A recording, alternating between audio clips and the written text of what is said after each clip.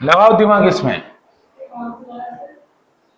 A copper wire of non-uniform area of cross section is connected across a DC battery. The physical quantity which remain constant along the wire is, कौन से ऐसी physical quantity है जो पूरे wire में same रहेगी? ये कोई बात, पूरे वायर में मतलब लेंथ तो एक ही है ना।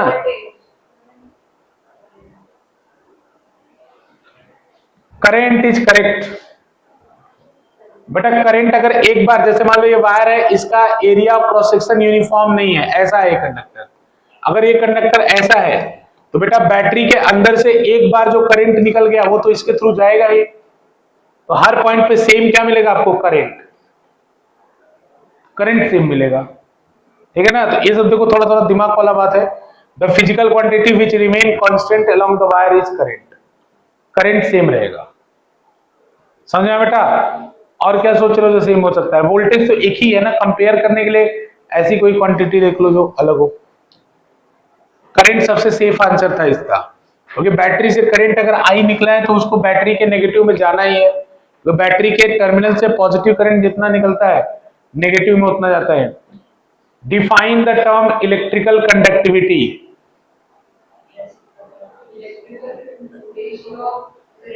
हाँ करेक्ट, डेफिनेशन खुद बनाना सीखो। सिग्मा इक्वल टू क्या होता है? J by E. It is the ratio of current density and electric field. अब रेसिप्रोकल बोलोगे तो हालांकि ये गलत नहीं है, लेकिन ये क्वेश्चन में ये मांगा नहीं गया था। क्वेश्चन में मतलब उसकी डिमांड ये थी कि आप बताओ कि it is the ratio of current density and electric field. समझ में आया? एसआई यूनिट क्या होगी? चलो बता दो कंडक्टिविटी की। अरे बिना पलटे बता दो। रेजिस्टिविटी की क्या यूनिट होती है बताना? रेजिस्टिविटी की यूनिट होती है ओम मीटर। तो कंडक्टिविटी क्या हो जाएगी? Ohm inverse metre inverse.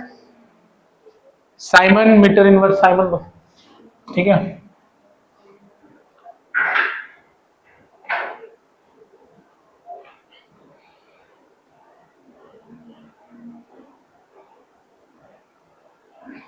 ये वाला क्वेश्चन बताओ।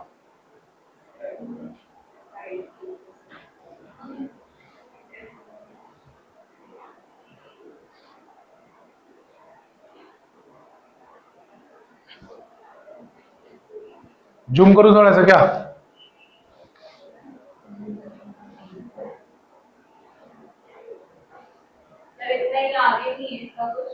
नहीं, चार ऑप्शन होने चाहिए था। नहीं,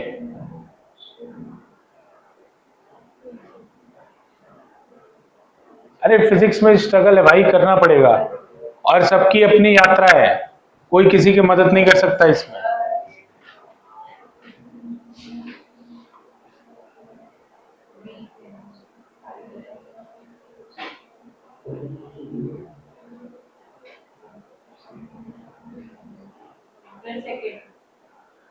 तुक्का उक्का नहीं मारना है।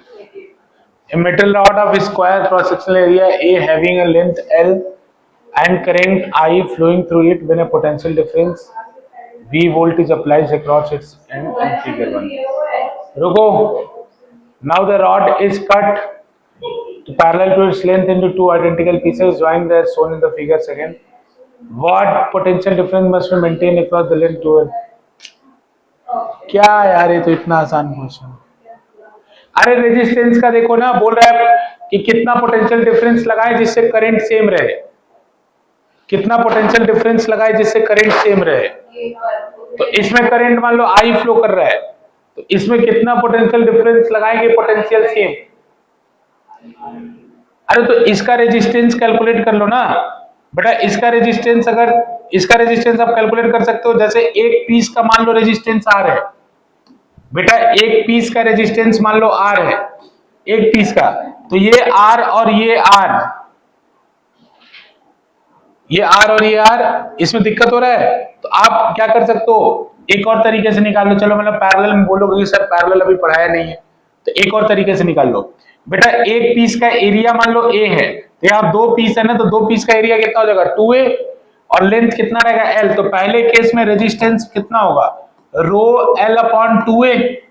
बेटा बाद वाले केस में रेजिस्टेंस कितना हो जाएगा, तो देखो R डैश मान लो, तो R डैश कितना होगा, रो वही होगा, लेंथ कितना हो गया बेटा 2L, एरिया कितना हो गया बेटा A। तो पहले वाले केस में मतलब ये वाला रेजिस्टेंस इसका 4 टाइम्स हुआ ना, तो बेटा यानी R dash is equals to 4R।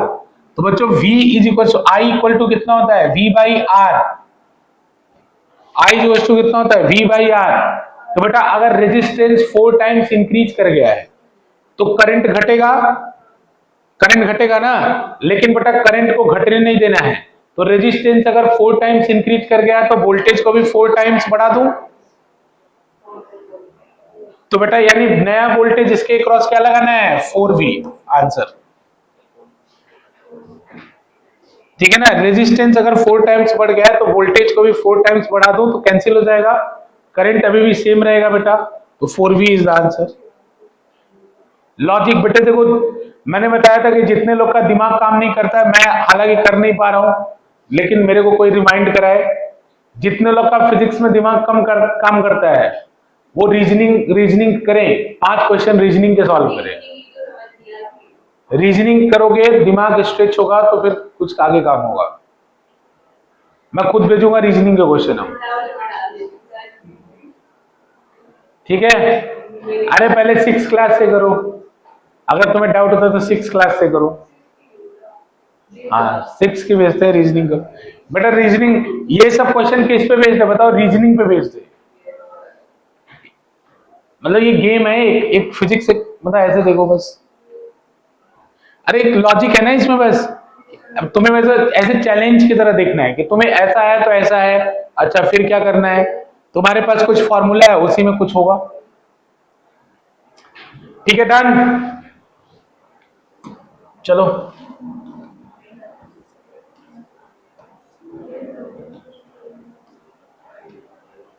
इस क्वेश्चन का आंसर रसिका बताइए मुझे।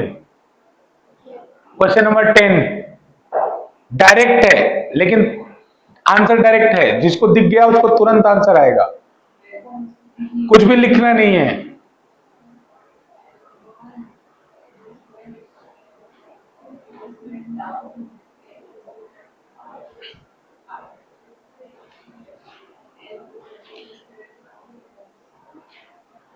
बिना देखे बताओ।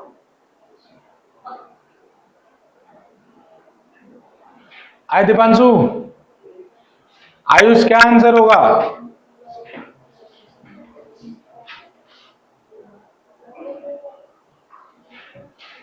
श्रुति, खुशी, क्या आंसर होगा इसका?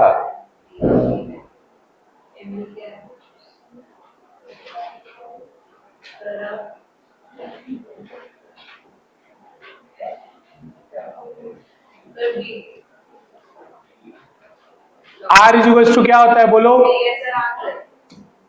आर इज इक्वल टू क्या होता है बताओ कोई मुझे, फॉर्मूला बताओ आर का। आर का क्या क्या फॉर्मूला हो सकता है, वी अपॉन आई।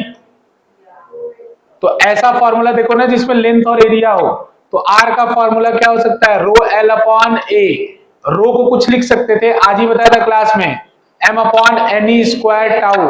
अब देखो रो को M upon N E square tau यहां लिखा हुआ है, तो rho L upon A, resistance answer आ गया। डायरेक्ट नहीं दिख रहा है, ये डायरेक्ट दिख रहा है, M upon N E square tau, rho हो गया, एल हो गया, ए हो गया, देख लो। बस बच्चे फेल हो जा रहे हैं फिजिक्स में, बिना मतलब के डायरेक्ट जो सामने चीज दिख रही है वो नहीं दिख रहे। M upon N E square tau into L L by A, बटा रो हो गया, एल बाई ए हो गया। ठीक है, कोई दिक्कत? अगला क्वेश्चन करो। हाँ इसका आंसर कौन बताएगा, इसका आंसर एंजल बताएगी, एंजल बताएगी और ऋषिका बताएगी, क्योंकि ये क्वेश्चन मैंने क्लास में बताया है। चुप रहो।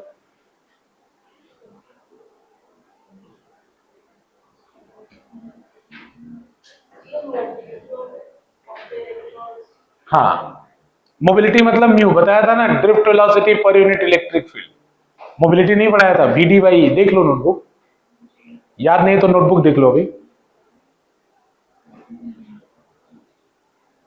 बताओ एंजल। नो पता है मुझे, रीजन पता है, अच्छा ठीक है तब सुन लेंगे, अभी नहीं, लेकिन थोड़ा वेट करो। हाँ रीजन बता देना, तुम ही बता देना, आंसर किसी का था, रीजन तुम बता देना।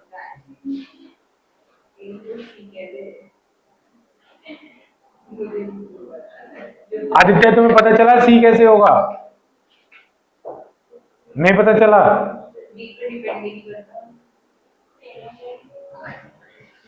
हाँ बता दिया उसने रीजन, वी पे डिपेंड नहीं करता ना, अभी तो बताया था। मोबिलिटी क्या होता है, देखो मोबिलिटी क्या होता है, drift velocity per unit electric field. तो बेटा इसको जब आप सॉल्व करते हो तो कितना आता है, ई टाउ बाई एम। तो बेटा सॉल्व करने के बाद न ई का टर्म बचता है ना वी का टर्म बचता है, कुछ भी नहीं बचता ना।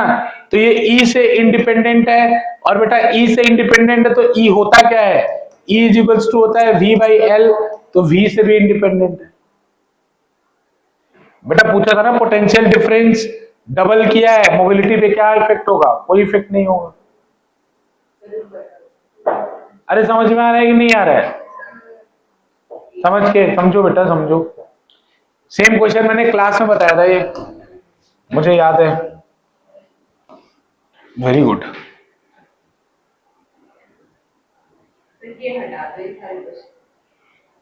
देख लो 2020 में भी सेम आया है, अब ये मत बोलना, अगर ये सब गलती हो गया ना फिर सोच लेना तुम लोग।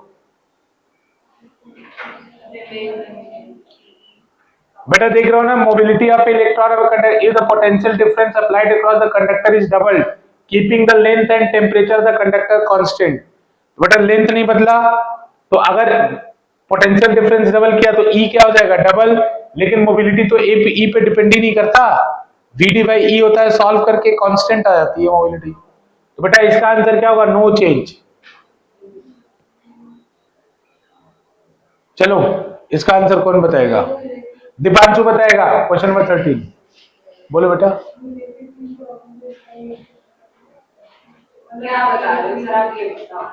क्वेश्चन नंबर 13 बताओ, आंसर तुम क्या बता रहे हो?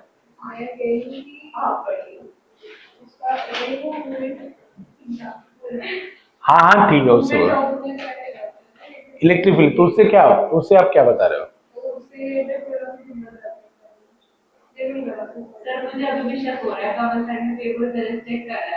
कोई बात नहीं। How is the drift velocity in a conductor affected with the rise in temperature?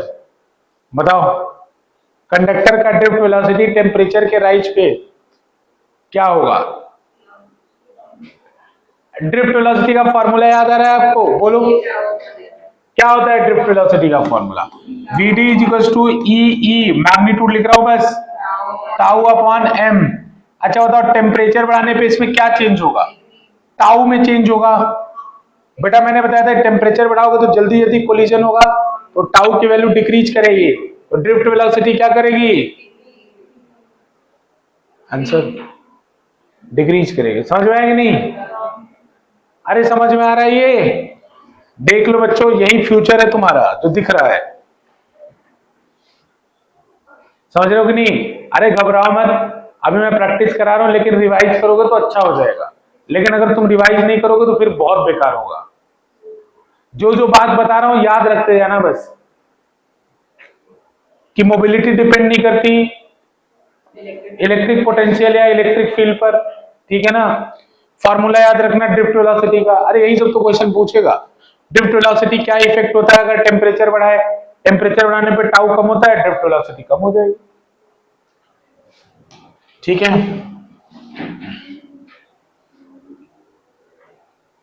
देखो ये define the term drift velocity of charge carrier in a conductor, तो drift velocity is the average velocity of group of electrons when electric field is applied across the conductor या potential difference is applied across the conductor। कुछ भी definition बताओ, write it relationship with current, तो I is equals to NEAVD, I is equals to NEAVD, ठीक है ना, I is equals to NEAVD, N क्या होता है यहाँ पे, एन क्या होता है यहाँ पे, electron density, number of electron in unit volume, number of electron in unit volume. Density वाली, हर डेंसिटी वाली चीज में मास रहेगा। बोला था m को मास ऑफ इलेक्ट्रॉन 9.2 लेना होता है। अरे बस जाने दो, कोई बात नहीं।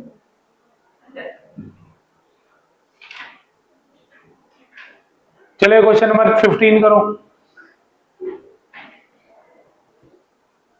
सब लोग दिखाओ, मैं सबकी नोटबुक पे चेक करूंगा।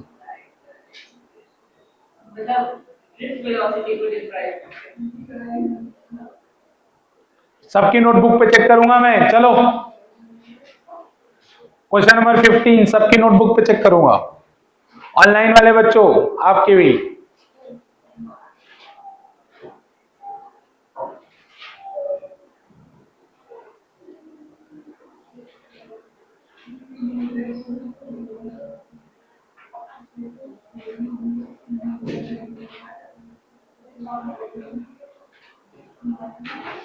जिसका हो जाए बेटा रेज योर हैंड। हो गया, दिखाओ कहाँ है।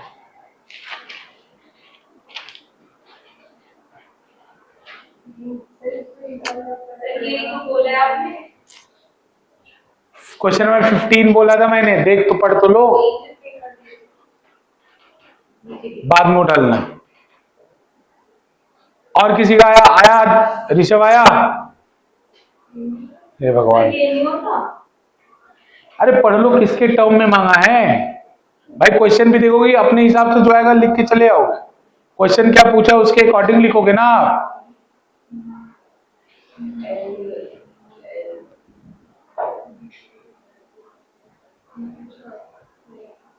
ये जो भी आपने लॉजिक बताया था वो मुझे कुछ नहीं पता है, करो।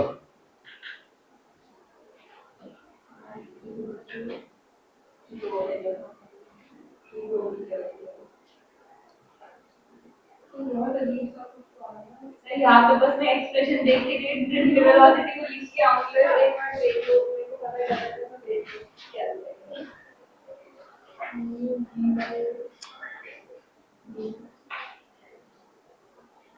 इसके एल उठा के यहाँ रख दो ना, बस हो गया।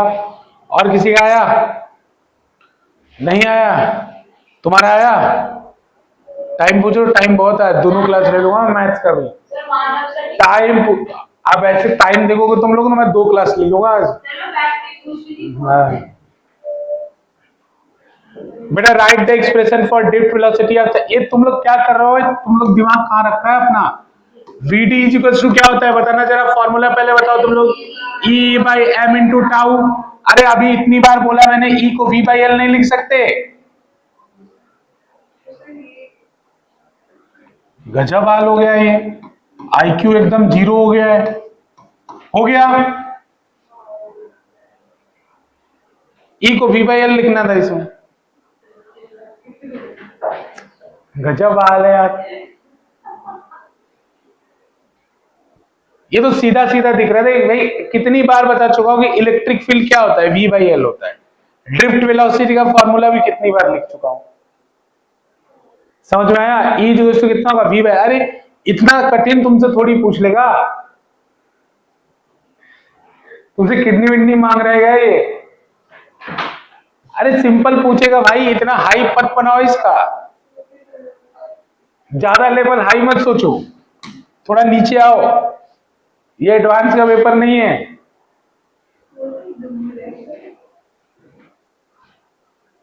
देखो ये ऑप्टेन ये मैं नहीं करा रहा, कर लोगे ना? करंट एंड वो डेरिवेशन है, I equal to N V D का।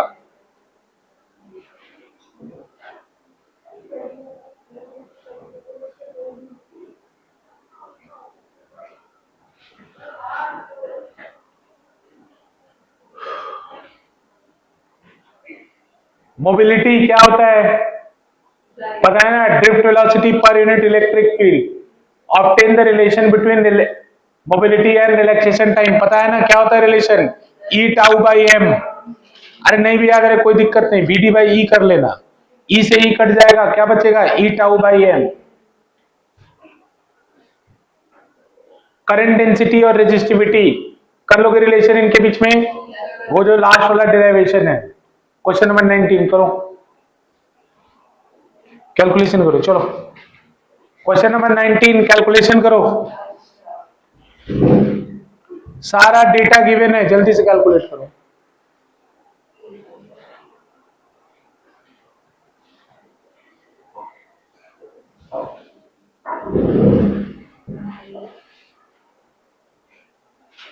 जो जो गिवन है पहले लिखो बेटा, जो जो गिवन है पहले लिखो, गिवन लिखो पहले। सर ये n into 10 power 28 क्या दिया है बेटा मीटर पर क्यूब है ना, मीटर पर क्यूब है ना, तो ये क्या है, डेंसिटी है, इलेक्ट्रॉन डेंसिटी, स्मॉल एन की वैल्यू। स्मॉल है ना, बेटा ये स्मॉल एन की वैल्यू है, पहचानने आना चाहिए, यूनिट देख के पहचानो। लिखा भी है, और लिखा भी है ना कि assume the density of conduction electron, लिखा नहीं है, उससे भी पहचानो, यूनिट देख के भी पहचानो।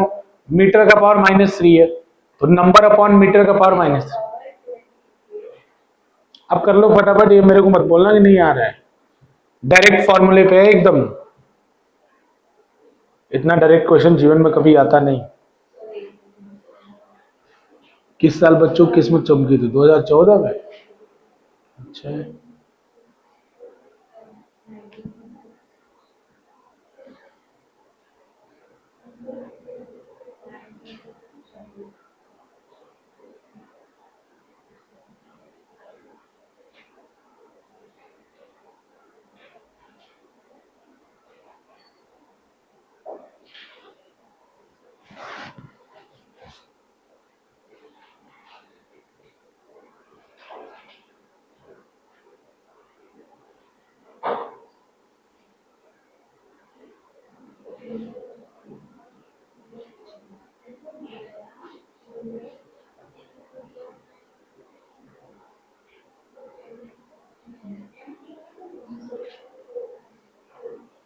0.1 into 10 की पावर -2।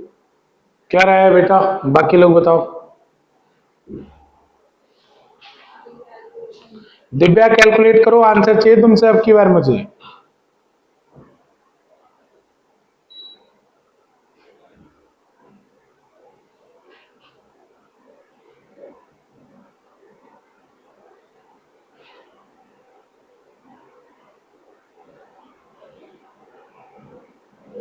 खुशी आंसर बता बेटा जल्दी।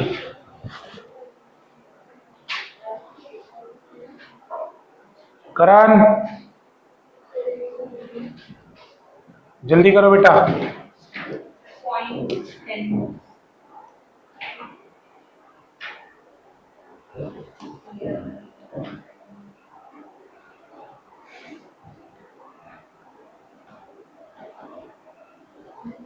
ए दे रखा है 1 इंटू 10⁻⁻7, आई दे रखा है 1.5, एन दे रखा है 9 इंटू 10⁻28। बस हो गया। आई इक्वल टू कितना होता है, N E A V D. अरे ई तो आपको पता है ना बेटा, ई क्या होता है, charge on electron 1.6 into 10⁻⁻19 coulomb.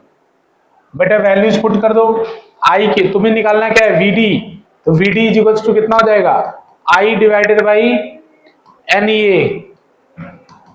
आई कितना होगा 50, 1.5 है, 1.5 डिवाइडेड बाई एन कितना है 9 into 10⁻28, 1.6 into 10⁻⁻19 into N A कितना है 10⁻⁻7। सॉल्व करो, 1.5 डिवाइडेड बाई पावर को सॉल्व कर लो नीचे, सर 10⁻²। 26 आएगा, तो 10⁻² बचेगा यहाँ पे, तो 9 इंटू 1.6 इंटू 10⁻²। बेटा 1.6 को मल्टीप्लाई करो 9 से, 14.4 आएगा ना, 1.4 अपॉन 14.4 इंटू 10⁻²। ठीक है, अब इसको सॉल्व कर लो कुछ कुछ। देख लो, जो इसको सॉल्व करके आंसर है वही फाइनल आंसर, ठीक है। 150 अपॉन 144 लिख सकते हो, 150 अपॉन 144 इंटू 10⁻⁻²। सॉल्व कर लो इसको। 75 अपॉन 75 और इसको देख लो कितना होगा, 7 और 12 72, 1 पॉइंट समथिंग आएगा, 1 पॉइंट समथिंग इंटू 10⁻²। यूनिट क्या होगी, मीटर पर सेकेंड। बेटा यूनिट क्या होगी, मीटर पर सेकेंड, ठीक है। यूनिट विल बी मीटर पर सेकेंड। बेटे समझ में आ रहा है, ये तो स्ट्रेट फॉरवर्ड क्वेश्चन था ना ये तो। आगे चलूं। हाँ बेटा क्वेश्चन नंबर 20। हाँ ये बढ़िया क्वेश्चन है। ये क्वेश्चन जो बताते मुझे बता दें, मान जाऊंगा। सर कौन सा? क्या आरुष? सर कौन सा क्वेश्चन करना है? क्वेश्चन नंबर करना है 20। चलो चलो करो, क्या हुआ? सही से बैठो, पहले सही से आंसर, सही से बैठो।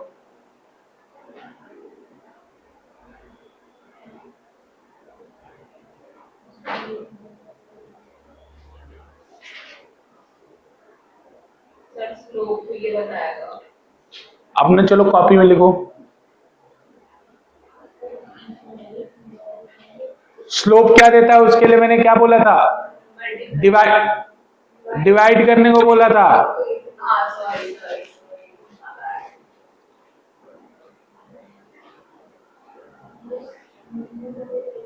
अभी मैंने बताया है, देखता होगा, मुझे वो नहीं पता।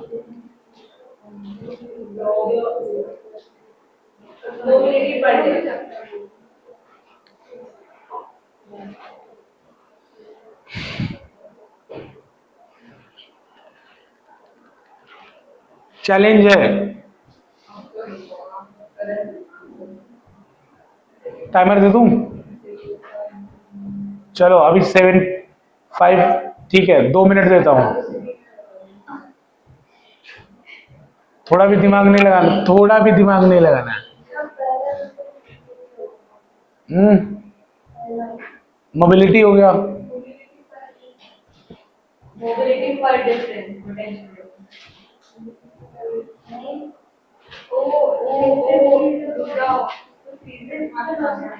सही दिमाग लगा रहे, लेकिन थोड़ा लिख के लगाओ तो दिमाग सही आएगा। गलत आ रहा है अभी आंसर। डिवाइड करके लगाओ ना, तब पता चलेगा।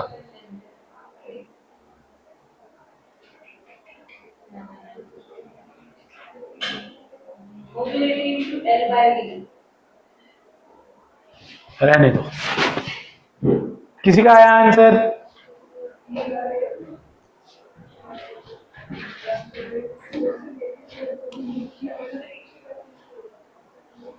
अरे इतना आसान है, तुम लोग क्या कर रहे हो बच्चों? बेटा इसका स्लोप क्या देगा? अरे सुनो इधर ध्यान से, इसका स्लोप क्या देगा? VD बाई V देगा ना, VD बाई V देगा। VD का फॉर्मूला क्या होता है, रख दो, E upon M into tau upon V रख दो। V को क्या लिख सकते हो, E बाई L। अरे थोड़ा कॉपी पे लिखोगे तो दिमाग चलेगा। तो बेटा E tau upon M upon क्या होगा, V by E by L। तो बेटा L क्या होगा, ऊपर चला जाएगा, लेकिन मैं लिख दे रहा हूं अभी, E से E कैंसिल होगा, L ऊपर चला जाएगा, तो EL टाउ बाई M।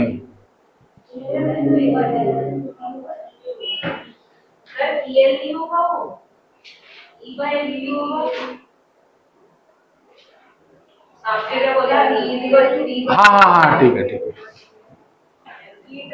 हाँ ठीक है बच्चों, ठीक है ठीक है, हाँ ठीक है, मिस्टेक हुआ है ना। हाँ तो सर हम तो वही कह रहे हैं, मोबिलिटी पर VD अपॉन V, VD का वैल्यू कितना होगा, E upon M into tau, और V को क्या लिख सकते हो, V को E के टर्म में क्या लिख सकते हो बताओ, EL। हाँ ठीक है, अब ठीक है, ई से ई कैंसिल हो जाएगा, कितना आएगा ई टाउ बाई एम एल, बस। ई टाउ बाई एम क्या होता है, मोबिलिटी होता है, मोबिलिटी पर लेंथ। पर लेंथ किसी ने नहीं बोला था, मोबिलिटी बोला था, पर लेंथ किसी ने नहीं बोला था। मेरी मत खाओ, चलो कोई बात नहीं, मोबिलिटी पर लेंथ होगा। बाकी तरीका समझ में आ गया ना। अब चलो पहले पार्ट का आंसर आ गया, ई टाउ बाई एम एल देता है। सेकेंड पार्ट बताओ,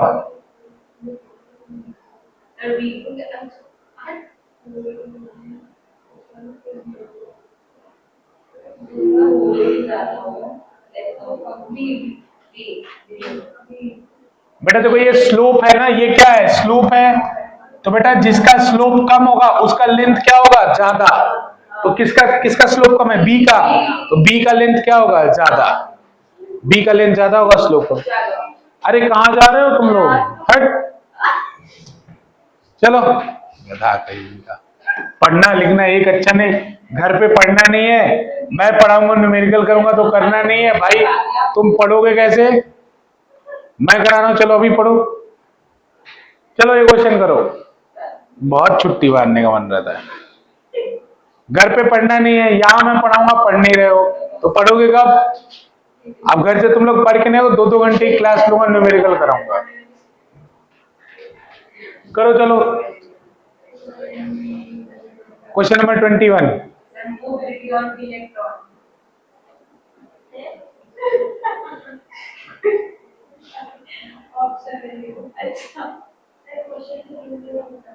अरे वो तो इतना है उसका, इसीलिए तो उसकी केमिस्ट्री में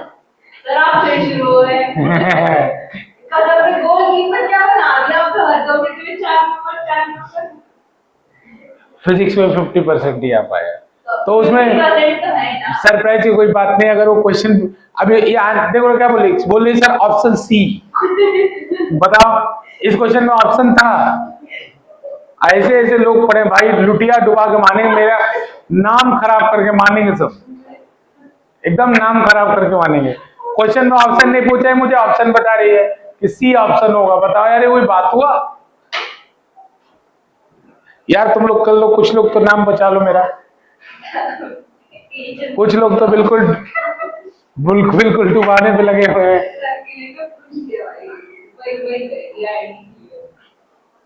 चलो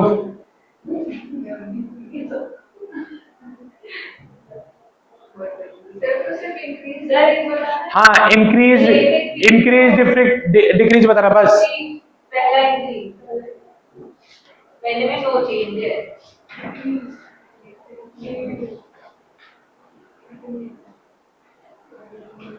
करंट डेंसिटी डिक्रीज। बेटा ये समझ में आ रहा है, क्वेश्चन पढ़ के कुछ समझ में आ रहा है आपको। बेटा एक कंडक्टर है, उसका थिकनेस कंटिन्यूअसली डिक्रीज कर रहा है। बेटा तो कंडक्टर कुछ कैसा होगा, ऐसा होगा, अरे ऐसा होगा ना, मान लो ऐसा कंडक्टर होगा, इसका थिकनेस लगातार डिक्रीज कर रहा है।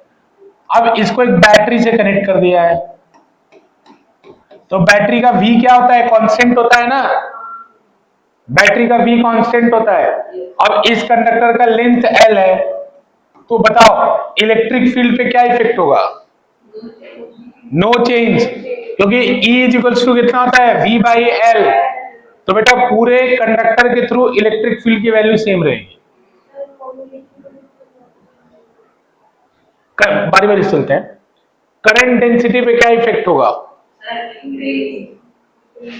करंट डेंसिटी पे बेटा अभी मैंने बोला था एक और चीज इससे सेम रहेगा, वो क्या चीज रहेगा, पहले आ चुका है ये करंट।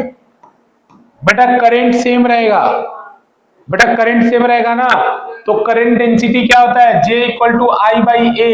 तो बेटा I तो सेम है, जहां का A कम होगा वहां का करंट डेंसिटी क्या होगा, ज्यादा।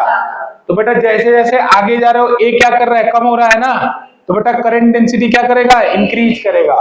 तो ये सेम रहेगा, ये नो चेंज, ये बेटा इंक्रीज करेगा। Mobility of the electron,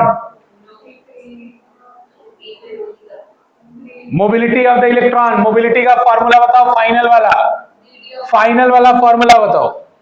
E tau by M. बताओ कोई फर्क पड़ेगा? ई पे नहीं फर्क पड़ेगा, टाउ पे नहीं फर्क पड़ेगा, एम। बेटा टाउ तभी चेंज होता है जब टेम्परेचर चेंज हो। ई चेंज नहीं होगा, एम चेंज नहीं होगा, तो नो चेंज। मोबिलिटी में भी नो चेंज। ठीक है ना, बस हो गया। अगर आपकी बार नंबर कम आए बेटा तो सोच लेना फिर। अभी बाकी लोग का तो रह गया है फिजिक्स का, मैं चेक करके बता देता हूँ। सेकंड चैप्टर तो देखो आपको कराना पड़ेगा, फिर 4 आएंगे फिर आप आने दोगे। तो चैप्टर में भी पढ़ा दे। हाँ सर, तो ज्यादा इम्पोर्टेंट है सर, चलो ठीक है, देखते हैं। अभी नया शेड्यूल बनेगा तो उसमें एक क्लास हम लोग रिवीजन की डाल देंगे, 1 या 2 क्लास। लेकिन मेहनत करना पड़ा, आना पड़ेगा, ऐसे स्ट्रेंथ ज्यादा रहनी चाहिए। ठीक है बच्चों, जितना क्वेश्चन अभी तक मैंने कराया उसको कॉपी में करके आना है, ये होमवर्क है, ये पीडीएफ ग्रुप में है ऑलरेडी। बस क्वेश्चन करके आना, ठीक है। चलो बच्चों जाओ।